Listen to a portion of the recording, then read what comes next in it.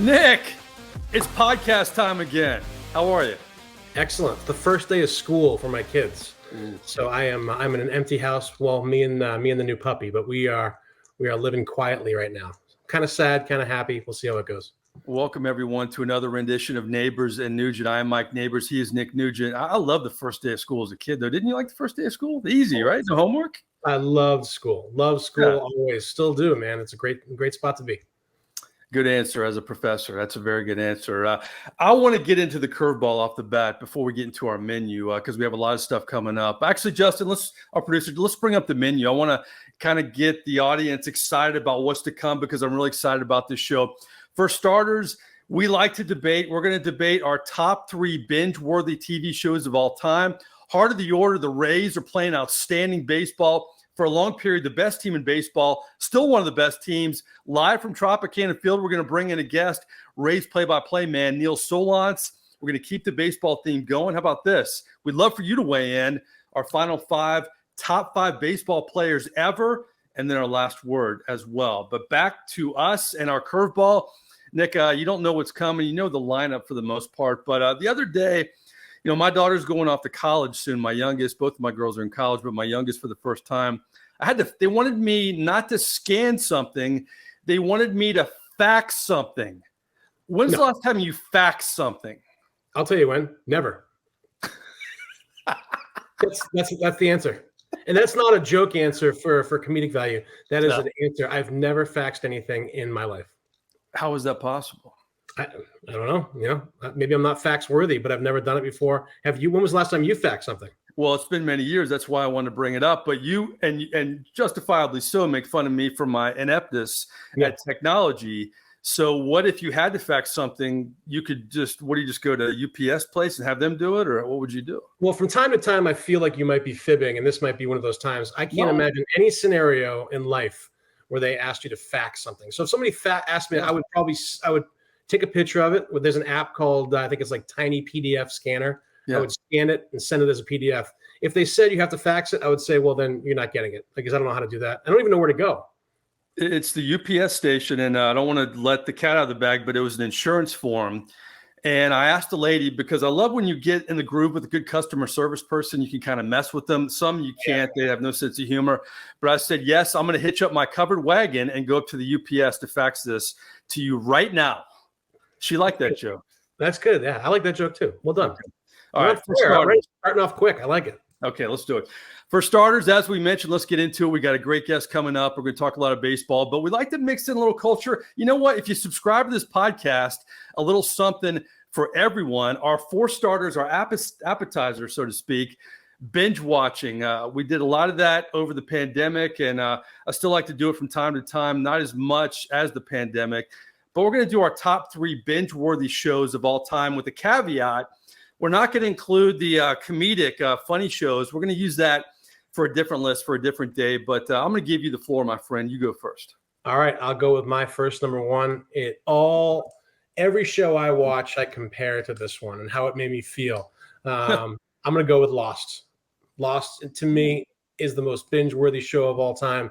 I started late in Lost, so it was a matter of binging it to catch up for a couple seasons. Then I started watching it live, and I remember it ending. You know, the episode would end, and I just could not fathom that I have to wait a week to watch what happens next. Love it. A lot of people give it a little bit of heck, saying that it ended kind of weird. I loved every minute of it. I love the beginning. I love the middle. I love how it ended. Favorite show of all time, binge-worthy to the max. Well, I am lost because I've never seen Lost, so it's hard for me to weigh in on this. Justin Thomas, our producer, will weigh in later in the show because he is the judge and the jury. So it's hard for me to criticize you as much as I would like to, but I've never seen it. So maybe that's something for me to look forward to, that I can catch Lost down the road. For me, number 1, I have to say this is my favorite TV series of all time. And I had to binge watch it later because I caught it late, and then I had to watch the earlier episodes. The Sopranos. I love The Sopranos. And what's amazing to me, The Sopranos, you know, all the acting was exceptional. Every actor, whether it was an older actor or was Tony Soprano or was his kids, I thought they were exceptional. It's kind of amazing to me that not a lot of them have gone on to have great success in other projects. But to me, The Sopranos was was so good and had so many layers to it. That's my number one. Well, I'm not going to say you're wrong, but I've never seen an episode of The Sopranos. Really? I've seen clips on Instagram. You see how things. I mean, I know some of the actors. I've seen some of the cooler clips. I know kind of what happened, but yeah, never seen a full episode of The Sopranos. Maybe I should start. I'm looking for a new show. You know what's funny? When somebody says that, maybe you felt that way when I said I haven't seen Lost. I get kind of jealous because when a good show, you binge watch it for a long time, you kind of sad it's over because you look forward to watching that next one. Absolutely. So I'm jealous because I wish I could watch the whole Sopranos not knowing anything. So go for it, man. That's good. I like that. All right, I'm going to go with a newer one. It's hard not to have this on a list, but I'm going to go Game of Thrones. A little bit sci-fi, a little bit different, but it was intense. There's a reason why, millions and millions of people are watching it every time and looking forward to the night when the new episode comes out. I watched it beginning to end. I've done it twice. Fantastic show, great story. Hard to leave that off any list. I'm 0 for 2 with you, but you know what? I feel like you and I agree more than we disagree. I still need to watch Goonies. I still need to embrace Billy Ocean's Get Out of My Dreams, Get Into My Car. Besides that, I think we're pretty good. So I haven't seen that. I have a lot of friends who are very different who like that show. So I definitely need to give it a chance and check it out. So that's number 2 for you. Number 2 for me is a show that I heard about for a long, long time. It's like a movie. You get tired of hearing about it, and you're thinking there's no way it's going to be this good. When I watched it, it was actually better. Breaking Bad. Breaking Bad is not really something generally subject-wise I would get into, but I don't know anybody who really disliked Breaking Bad, and I know everyone who loved Breaking Bad, so that's my number 2. Yeah, that was a tough one because it was so intense for a lot of it, but yeah, that was a fantastic show. Watch it beginning to end. That's one I think I'm a little bit jealous of people who haven't seen it because they get to experience. So you get that. You get the jealousy thing when it's over and nobody's seen it. I wish I could do it again type thing. Yeah. All right. Now, so my third is going to be a little bit different. The devil is in the details, and this is not a list of the best shows of all time. It's binge-worthy shows. Okay. And this show was a little bit. I love the show, but probably not going to be on a lot of best shows ever. But Prison Break. Prison Break is binge-worthy because you can't imagine that you could have multiple seasons over one Prison Break, but you can. Always looking forward to the next thing. The episode would end just as something was going to happen, and then it was the ultimate cliff for the next week. Great show. Loved it. If you haven't seen it, you got to watch it. Emma, are you 0 for 3 for my top 3? Swing and a miss, and a miss, and a miss. 0 for 3. That's all right, man. Oh boy, I don't know about number 3 because I have so many. It's hard to get to 3. That's why this segment is so much fun. I'm going to go for a guilty pleasure though, because I kind of call this one a remote dropper. If I see it, I drop the remote. I think there are better shows, but it's a guilty pleasure. It's what I like. Entourage. I love Entourage. I think we'll agree on this one. To me, I had other ones. I was thinking Mad Men was really good. Friday Night Lights was a really good show. I like that one a lot. Yeah. What I liked about Entourage, though, is the whole concept of it is obviously you have a famous guy in his entourage who's patterned after Mark Wahlberg. Yeah. But the main character is not the main guy. It's the supporting guys. Yeah. And it was a perfectly cast show.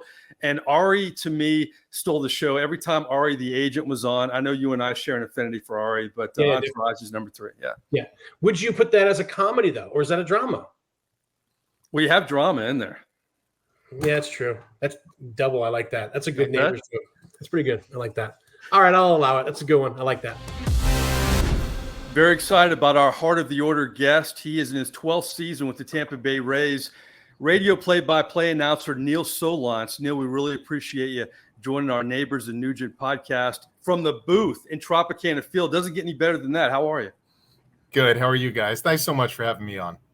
We're good. I want to talk about this season. I get a kick out of this, Neil. I've covered the NFL for a long time, but my heart is always with baseball. I'm a huge baseball fan. It's my favorite sport, and it's a marathon, as you know. You've called a lot of games for a lot of years. I get a kick out of the overreaction of baseball fans, especially when a team starts well. They think they're going to play that way the whole year, but if they lose a series here and there, I know it was a tough month of July, but this season, for the most part, has been a lot of fun, I'm sure, in a lot of ways. Oh, no doubt. I mean, And obviously it's difficult in a lot of ways too, but I think the start that this group got off to, reminded all of us what makes this game so special.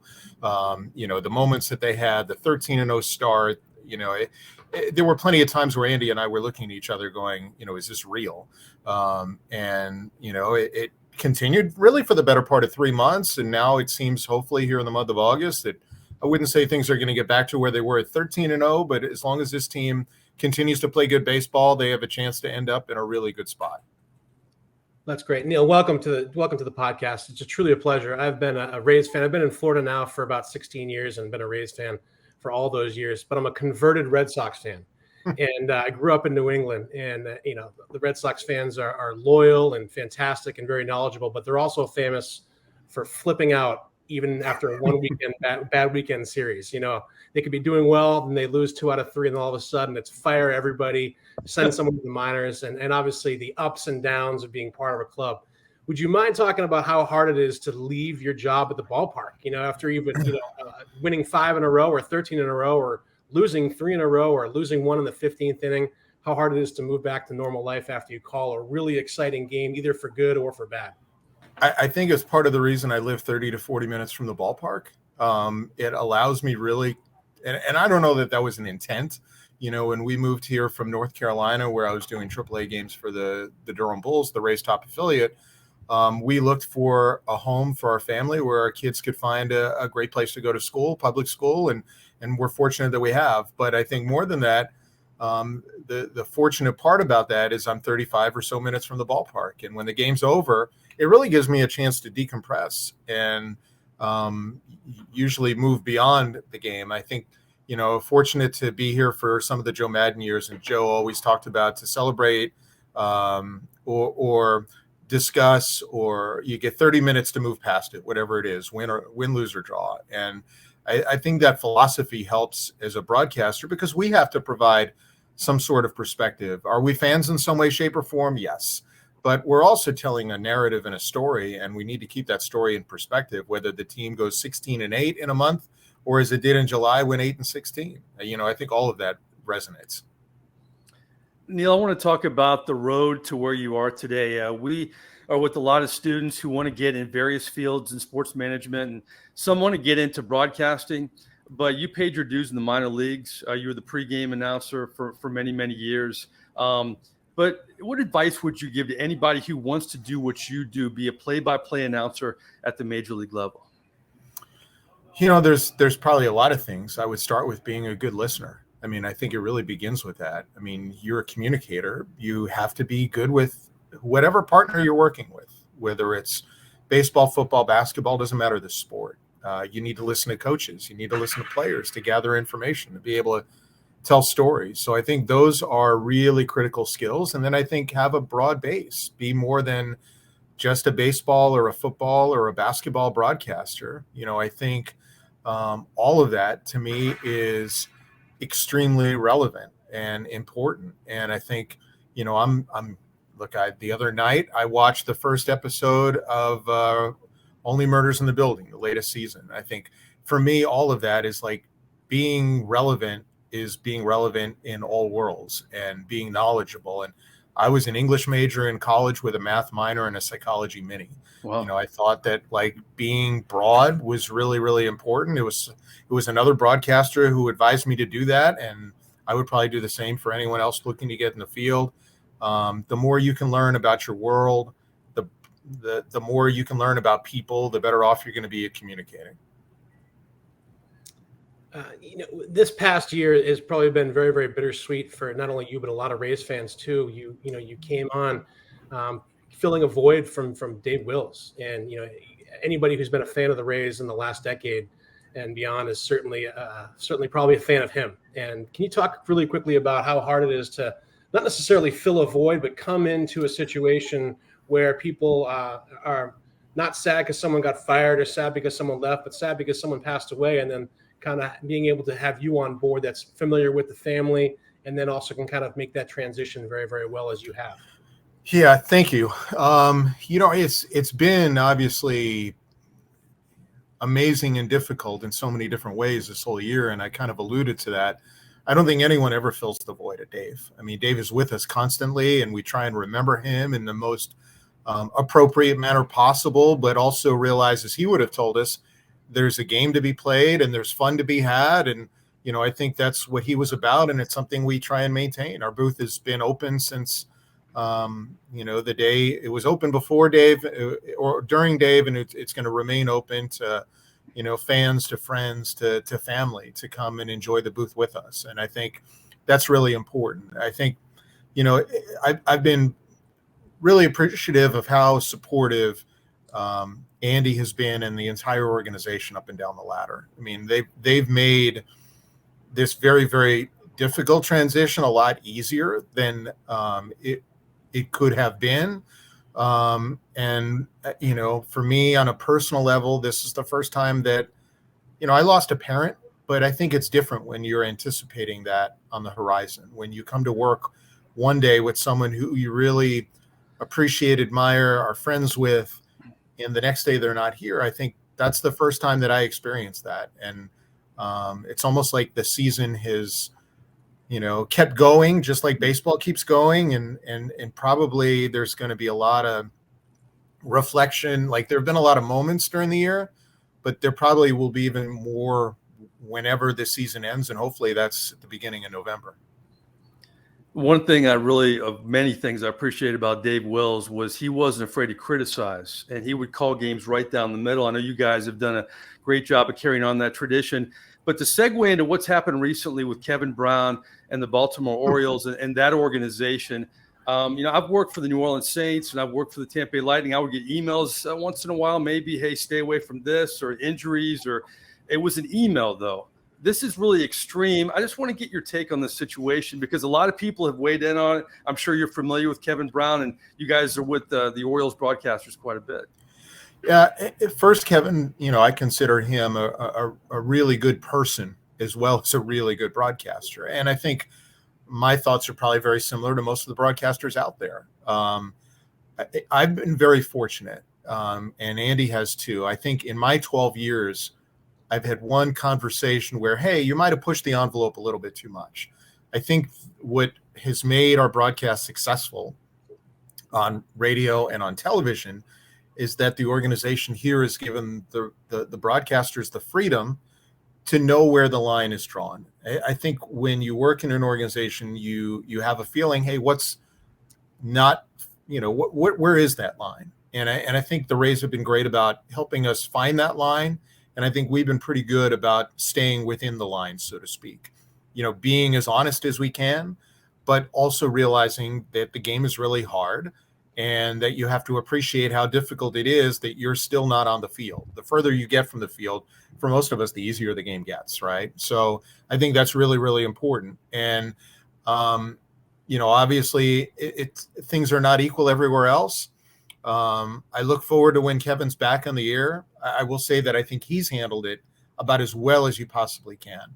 And I think probably that's, you know, the best I can say about it is I don't think anyone in the industry likes what happened or appreciates what happened or understands what happens. But, you know, we all don't live under the same circumstances, unfortunately. And I think it makes me appreciate more and more how good Andy and I and BA and Dwayne and Chris and everyone on our broadcast team in some capacity, you know, feels about the way the organization takes care of us and treats us here. Just a quick follow-up before we continue with Nick's question. I thought one of the great moments, I don't know how you feel about this, because one thing I really appreciate about you, Neil, is you have zero ego. You're always there for a lot of people in the business, whether it's a guest on a podcast or a radio. But I was driving home after a Rays game, and it was right when you started doing play-by-play. And Stuart Stormberg, it was your last post-game show, I think, before you handed off the reins, was a caller and complimented you on your professionalism and the way you've handled your job. That had to feel good, because you know what? You and Andy and Dave were not afraid to criticize, and the organization has let you do it. And the fact that the owner would call you on your last post-game show before you moved into doing play-by-play full-time, A, were you surprised? And B, how did that make you feel? So I'll do full disclosure. Yes, I was surprised. Okay. All right. I got a text about 5 or 10 minutes before it happened. Okay. Stu wants to call you. I said, really? So I was surprised, was my answer. And I said, okay, let me let our producer know so they know he's calling in. So they're not, his phone call goes to the front of the line, so to speak. And then I said, ask him when he wants to be called, and whatever he does, I'll go along with it. And I had no idea what he wanted to say, no idea other than he wanted to call on the show. And I was flattered and extremely appreciative. I think I'm fortunate to get a look, to engage and encounter our owner in a way that not everyone has. But, I lost my dad it'll be 6 years ago, a little less than a week from now. And I remember the day I got back, and he happened to be at the ballpark that day at Tropicana Field. And he came over and he greeted me, and he asked a lot of questions just about the kind of person my dad was. Most owners wouldn't do that. Yeah. I think it speaks to who he is as a person and the way he has treated majority, the people in this organization. I can speak on a personal level, has meant an awful lot. I think it's enabled us to really appreciate this place and how special it is. It's great. I got probably a typical question, but I still need to know, even so, what's your favorite moment, or what is a moment that you really, really are a fan of, that you've been involved with the Rays? I mean, for me, it's, I always think Rays, I think game 162, when they won that one and the Orioles beat the Red Sox. I'll never forget that as it played out, but both, watching it live, listening to it, and then watching ESPN. It was an amazing moment that I've never experienced since. What's something that jumps out to you as something you just can't forget? So 08 and 11 were both, I was in AAA Durham at the time for both of those, broadcasting for the Bulls.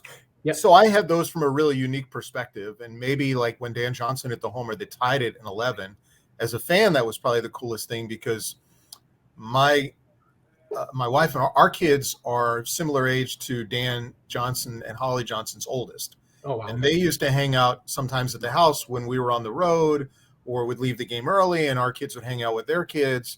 And Holly would always say that she always missed every one of Dan's homers, that she was in the car or on the way to our house or on the way home from the ballpark. And so I probably, our baby was, I yelled when he hit that home run to tie it, because I was so excited. And Sarah, my wife, texted Holly to make sure she got to see that one. And she did. She from Minnesota, which is where their home was. So that was cool as a non-broadcaster, like being kind of part of it, but not part of it. I would say since I came to the Rays, I don't know. I think that in 19, when the Rays went back to the postseason, and Yandy Diaz hit 2 homers to make 55,000 people in Oakland silent, including a leadoff homer, just to be there in that building was really, really cool. I think the Brett Phillips, Randy Arozarena Game 4 of the World Series was awesome, just knowing everything that was involved in the middle of a pandemic. Those are probably the 2 moments where I may not have been calling play-by-play, but they really stuck out to me just as a part of the broadcast team. Cool. Neil, how do you feel about this team? It was a tough July. It was an unbelievable April, great May as well. But the team has been up and down. The pitching staff has suffered a lot of injuries. You're still waiting on Shane McClanahan. But, boy, this is a team where you look at it. I mean, Paredes leading the team in home runs. A lot of guys are having career years, and that's always a good sign for a baseball team. How do you feel about the Rays given the injuries now, but the way they have played and many points this season, the last, I guess, stretch run coming up? I think if healthy, and that is a big if, right? As we speak, we're waiting on a lot of things. If healthy, this team can get back to the World Series. And I think that speaks for a lot of the teams probably in the American. In my mind, the league is extremely balanced right now. I don't know that there's one team that I would say they're the team to beat. Houston's the defending champs, so until they're knocked off, probably you still have to go through them.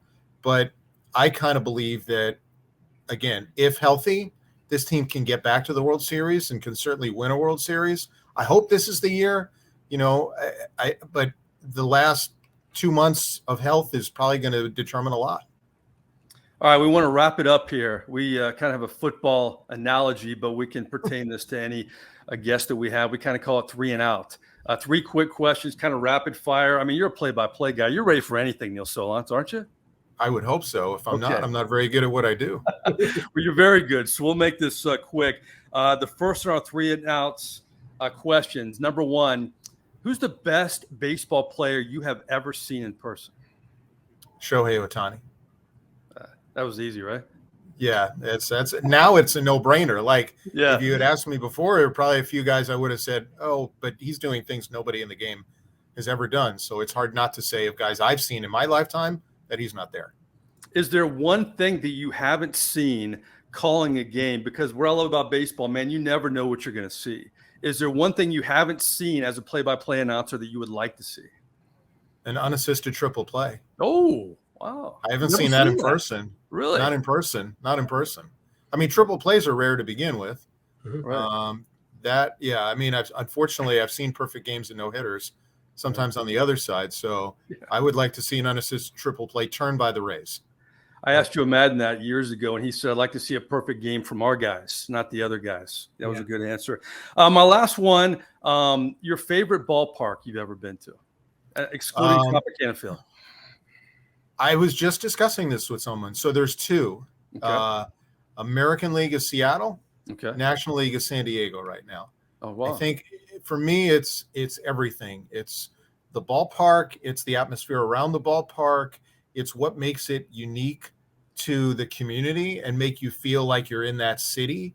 You know, I think it's all of it. It's kind of the way you're treated when you walk in and out of the ballpark. I hate to use the Disney feel, but I think, I think we always talk about customer service and I think that's really, really important. So I think all those pieces make San Diego and Seattle really, really cool places to go. And I enjoy going, not that there are ballparks, I like the historic ones, but I would say if you had to put me in one ballpark right now to play a fun series, I would say San Diego or Seattle are pretty good places.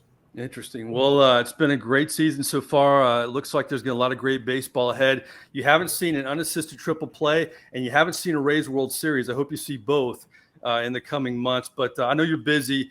Live from the press box, Neil Solondz. Really appreciate your time. Thanks for having me on, guys. Really appreciate it. Thanks a lot, Neil.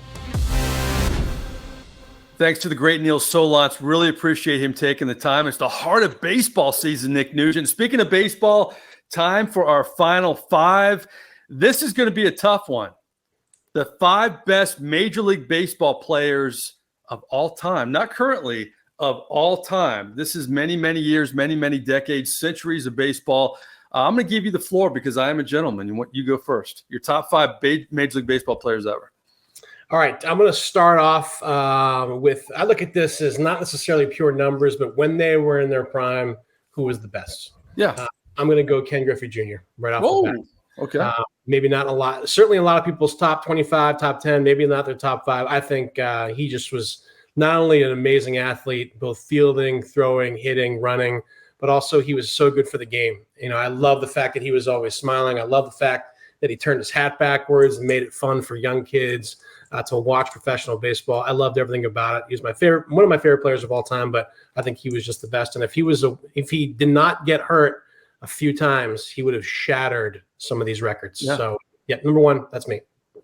I like the collaboration we have in this podcast because you made this segment better by making it a draft. But because you made it a draft, I have to play a little game in my mind thinking, okay, who's Nick going to pick? Because I think we're going to agree on some. So I want to take some off the table. Like a couple of weeks ago, the sporting event we'd like to be at. I knew you'd pick Miracle on Ice, so I need to take that off the table. It's a chess match a little bit in the final 5, okay?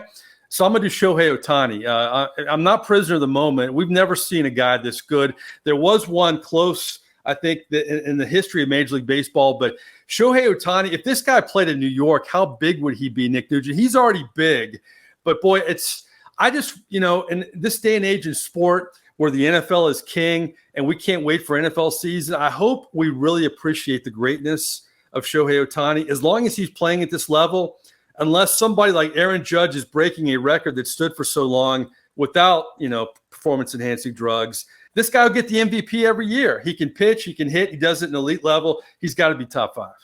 Completely agree. 100%. The other weekend, I think a couple weeks ago, he had the doubleheader where he pitched a one-hit shutout and then came out in game 2 and had 2 home runs. It's so insane in this day and age. I mean, it probably would have been not normal, but it kind of would have been awesome, decades ago. The fact that he's doing it in 2023 is just unheard of. Great choice. Definitely was on my list. Hats off. Number 2, I'm going Barry Bonds. Wow. We're not talking Hall of Fame. We're not talking about performance-enhancing drugs. We're talking about best. When he was in his prime, that magical year, when he got up to bat, I just don't think I've ever been more confident that he was going to do something amazing. He was either going to walk, he was going to hit a home run, or he was going to break somebody's glove with a line drive. And it was just always one of those 3 things. It was amazing to watch. I loved every minute of it. You take Hall of Fame out of play, you take all the PEDs out of play, and just talk about best in his prime. He could field too, which was even amazing. Great fielder, but man, when he could hit it, it was just amazing.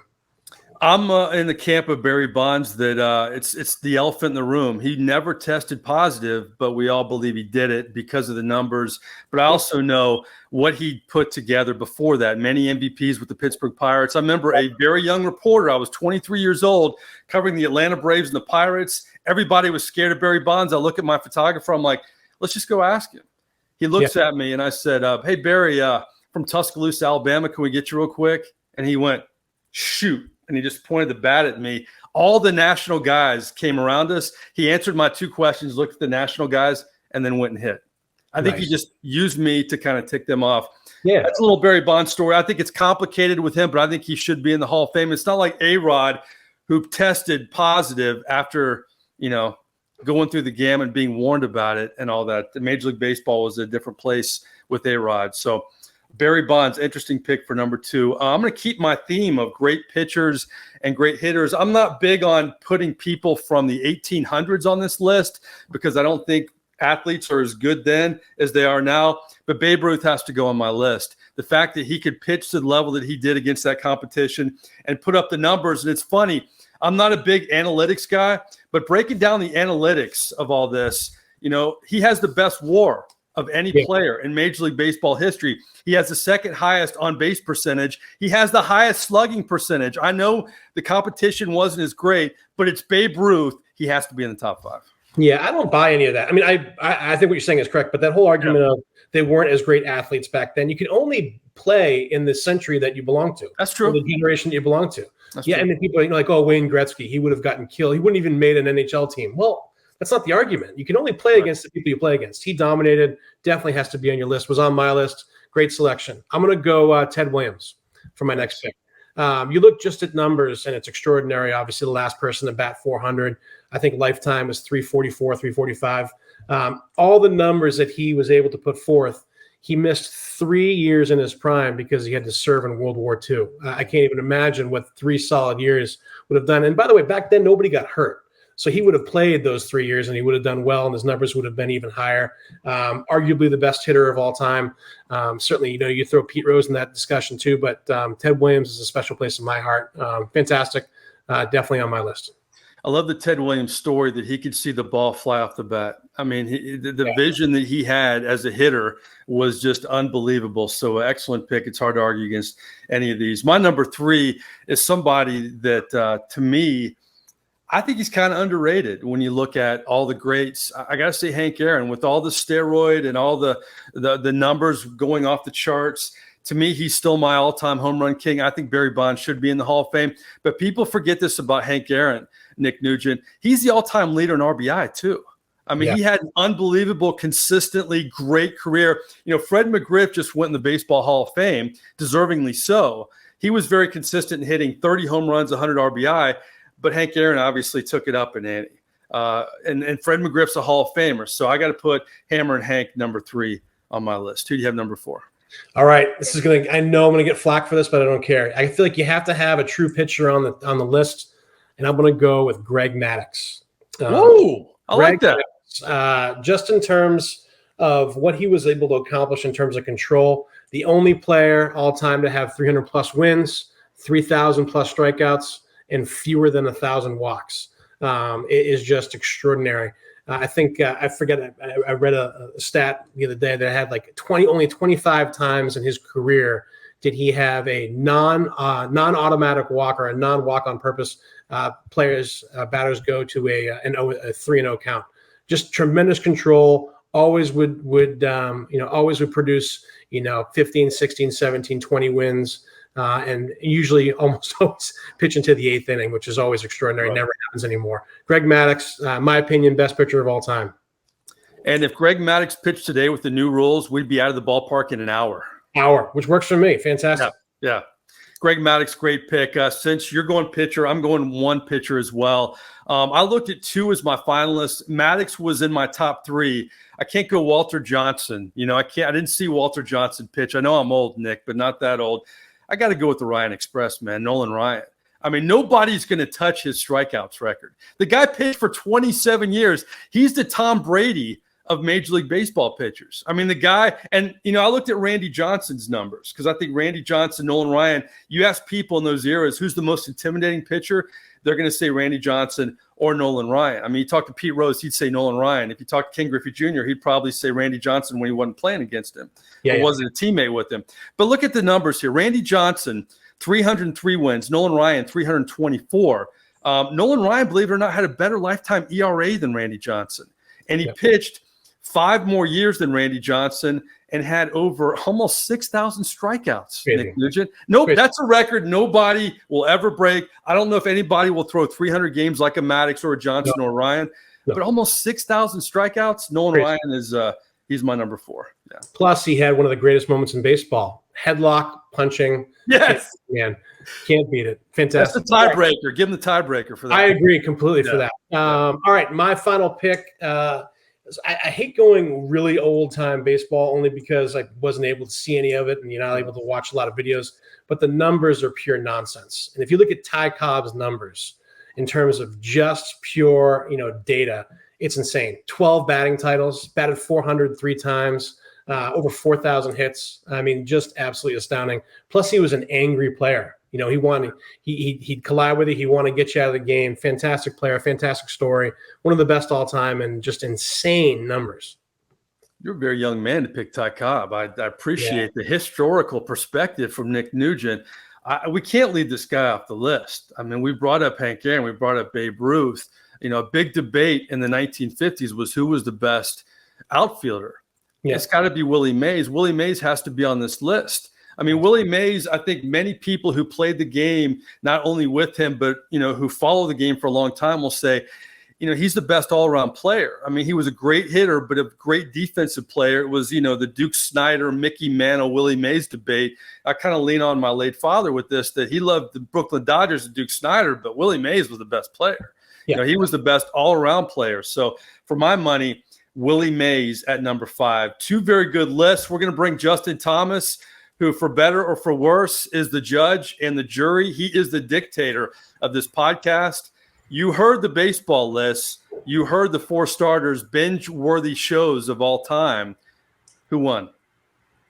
Well, I can't wait to get to the 4 starters. But first, I'm going to get rid of baseball or give I guess I don't really have an opinion on baseball. No opinion? Well, Mike, it's a sport I don't watch. I never grew up around baseball. I know nothing about baseball. So I was thinking we're going to have our guest, Neil, today. I figure he would be better at giving his opinion on his top 5. Here's a little perspective from Neil Solondz. Fair enough. I'll allow it. Neil, you told me earlier in the podcast you can, and I have faith in you. As a play-by-play announcer, you have to be ready for anything. So Nick and I just debated our 5 best Major League Baseball players in the history of the game. I haven't given you much time to think about it. Nick and I have had longer to think about it, but you're a professional. Off the top of your head, who are your top 5 of all time? Top 5 Major League Baseball players of all time. Yes. All right. Part of this is going to go by what they haven't accomplished. Ohtani's got to be in my top 5 just because of what he's doing in the game right now. Okay. I put Mike Trout there. Wow. I put Aaron, Mays, and then probably Babe Ruth because he was so unique too, and he was a pitcher and position player as well, and did it in 2 different a different period, but that would probably be my 5. Neil, how can one team have 2 of the top 5 players of all time and not make the playoffs? Because baseball's really, really hard, and it's a team game, and it's depth. I mean, people always ask, why are the Rays so good? If you know, like the Angels can have, and they haven't had really Trout and Ohtani healthy for a full season together. Right. You know, I think that's been part of it, but you still have to pitch it and catch it. I mean, you know, Andy always tells me that they should have changed the name of the baseball to be pitching. And if you look at the Angels over time, they haven't pitched it or caught it extremely well, and that's probably the reason that they're hovering on the precipice of being in the race for a wild card spot right now, and why they haven't been in the playoffs since Ohtani joined them, and since why Mike Trout has never won a playoff series, because you still have to pitch it and catch it, and the Rays have been very good at both, and that's why they have been in the playoffs, hopefully this year, 5 straight years. Last thing, very quickly, you mentioned Hank Aaron in your top 5. You have a great story about when you were a minor league play-by-play announcer, and Hank Aaron is just walking up to the ballpark just like any other fan. You saw him, right? So I forget the year. I think it was 2006 that it was, or 2005, and Hank Aaron was during North Carolina. Obviously, he went to the Duke facility. It was a weight loss facility that he went there periodically. Didn't know that at the time. He walked up to the front desk and asked our office manager, I'd like to buy some tickets to the game today. And fortunately, Leanne knew who he was and said, Mr. Aaron, you're not paying for tickets. And then the word started to spread that he was here, and the owner put him in his suite, and he came in and did an inning on the radio. And I remember Ben Zobrist was in AAA at the time. And as news got to the clubhouse that he was there, and said, hi, Mr. Aaron, I just want to shake your hand. Wow. And this is probably right before Bonds broke he had not yet broken the home run record, which I still consider to be with Hank Aaron.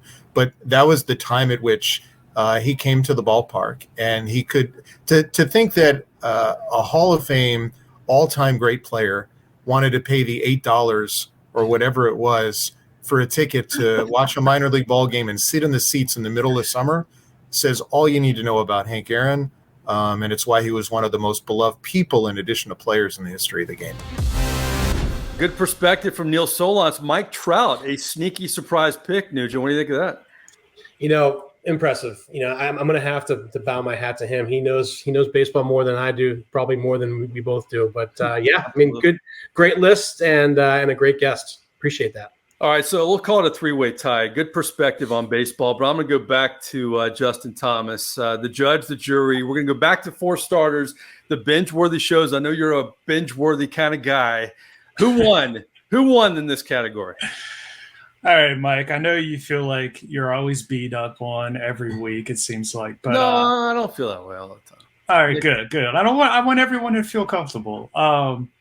No, so surprisingly, one of y'all had 2 of my 3 picks on their list. So it's not me. Whenever that happens, you got to go with that person. Mike, you're pretty adamant it's not you. Nick, you think you got this in the bag? You know what, Justin? I just have faith that you are the voice of reason, and win, lose, or draw, I know that you're the one to do the job. Well, I do want to say y'all both had great picks. Some picks that I wish I had thought of. But Nick, you are correct. I had you 2 of your picks on my list, both lost. Do it, Nick. Do it, Nick. Do it. Yeah. One of my favorite shows ever. Yeah.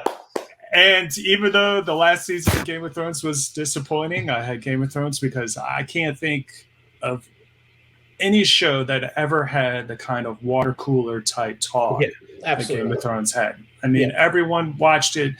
People would start watching it just because they didn't want to be left out. That what is the show? Everyone, Mike. That's why I'm shocked, Mike. You have never watched this show because it was the show to watch. The last season was a disappointment, but up until that, the ride was awesome. So yeah, I agree. I was too busy faxing during that show. Oh, is that what it was? Yes, too busy faxing. Yeah. Well, stop faxing. Go back to watching some good TV. What was the other one? Was it Lost? Was it Lost or was it Prison Break? No, actually. So this was a show that was on during The Sopranos. The Sopranos is rightly remembered as a classic. I agree. I love that show. But it was another show that was on HBO at the same time, and it was The Wire. The Wire is one of my favorite shows ever. Yeah. I discovered it after it was over, but it was a show that I could not stop watching. I had, as soon as the one episode ended, I had to go to the next one. Loved it. One of my favorite shows. So Got it. Great. that's my picks. Congratulations, Nick. I can't feel bad because I haven't seen it. So I'm once again like Goonies. I'm an outsider looking in. But I can't. I like the perspective. You know what? I think a lot of people watching this, I'm guessing, I'd lose points for Entourage, but it's a guilty pleasure, man. It's our list. It's personal. That's what we like, type thing. So, Mike, I want you to not look at this as another heartbreaking loss, but I don't. I want you to instead look at it as an amazing opportunity to really get in. To go watch. I agree. You can now get 3 great shows. You get the next month covered in terms of binge TV. You know, I'm gonna start doing when I lose. I'm gonna start doing like this. That's good. I like that. That's good. All right, let's go to the last word. Congratulations, Nick. Nick, you want to go first? The last word this week? I do. I have a very easy one, man. I don't have a rant. I'm in a fantastic mood, but I actually just this morning I started watching it. Anybody who hasn't seen the Netflix special Untold Stories on Johnny Manziel, you got to watch it. It's extraordinary. I can't, a lot of those things that I thought were true turned out to be false. It was an interesting story as him as a person, but also the behind the scenes of the NCAA being kind of corrupt with its money. And then, trying to figure out, can you imagine his life now with the NIL deal, NIL possibilities? It was just extraordinary. Probably was one of those many variables that led to NIL being around. But yeah, amazing story. Great drama. Loved it. If you haven't seen it, go watch it. You won't regret it. This is proof that you and I don't really talk about too much before the podcast, which I think is a good thing because I came this close to watching that. To picking that because I did watch it. Yeah. And I get sad when I watch Manziel because he was such a unique athlete. I felt sad after watching that. But here are a few of my takeaways, which were crazy, was the NFL prides itself in doing all these background checks in the draft. And you have his agent talking about diverting him from the combine, faking drug tests. They did it at A&M. They did it there. And, Manziel, and I thought it was weird at the end that his sister said that and the dad, they think he'll be okay. But right now, when people ask them, why isn't he doing anything, he really can't right now, which shows, I'm not making fun of him. I've been a big fan of his. I'm disappointed, but I feel for him because I want him to get his life back. I completely agree. I enjoyed watching him. He was an entertainer. He was fantastic, an amazing athlete. I'm not making fun of him at all. And I'm not even saying that it's a funny watch. I'm just saying it's an amazing. Oh, I know you're not. But I didn't want to misconstrue what his sister said because I thought to me was an exclamation point on how sad Johnny Manziel, not only his career is, but maybe his life is now. I thought when they brought him back to A&M and they're honoring him at halftime, he saw Bucs receiver Mike Evans, who was his number one wide receiver. I thought Manziel looked a little kind of embarrassed. Like he didn't know how to explain a lot of his life. So I hope he gets it back because he's the most exciting college football player I've ever seen in my lifetime. I'd have to agree, man. Totally agree. Well, speaking of exciting and emotional, as you know, and you make fun of me, but I'm a sentimental guy, man. I am. I love the Pro Football Hall of Fame speeches. I have sent you as a homework assignment. I want next one. Curtis Martin was the best of all time. Michael Irvin, a very close second. But you learn a lot about these athletes, and that's why I like reporting. DeMarcus Ware of the Cowboys did not have a good relationship with his father. His father was there with his mom, and he looked at his father and he said, the NFL taught me to forgive. First, I had to forgive myself. Then I had to forgive you, and I'm glad you're here today. I thought that was just an emotional deal. I love Brown's offensive lineman, Joe Thomas, never played for a winner, but could laugh about all the quarterbacks he played with. And a lot of people, there's no right answer to this. Will have their former coach or a buddy introduce them. Joe Thomas had his wife and his kids introduce him. Man, I thought that was great. There's no wrong answer to that. But finally, I got to talk about Rondé Barber because Rondé Barber is one of the most down-to-earth athletes I've ever covered. And I have friends who know him better. But he was the kind of guy, his first year in the NFL, he barely made the Bucs. Didn't have a good role, but turned that slot corner into really a big-time position, a money-making position in the NFL. And he said repeatedly in his career, and he said it in the Hall of Fame speech, I went out to do the things others could not and would not do. Yeah. Other players would not take on that role to do all those things as a slot corner. But here was my favorite line from the speech, and there's so many of them. I refuse to be a guy who was ordinary. Ordinary was not an option. You know, there's not even 400 Pro Football Hall of Famers. They've been playing in the NFL and in pro football for over 100 years. If you make it that far as a former athlete, you know how hard it is to make it to college, to make it to the pros, to make it to this level. I love hearing these guys' stories. I can't get enough. And I hate that they cut down the speeches because I used to like the long-winded speeches. And I'm not a meetings, long-winded speech person, but I love hearing people's stories. I do. I like it. Yeah, great player, great message. I love it. Don't be ordinary. Cool stuff. Absolutely. Well, for Nick Nugent, I am Mike Neighbors. We'd like to thank our guest, Neil Solondz, the Rays play-by-play announcer. We're looking forward to really revving up more guests and great perspective. Listen, we'd love to get your final five or your take on the binge-worthy shows or our 4 starters every week. Leave them in the comments. Please subscribe. Tell your friends. It's another rendition of Neighbors and Nugent. We'll see you next time. See you later.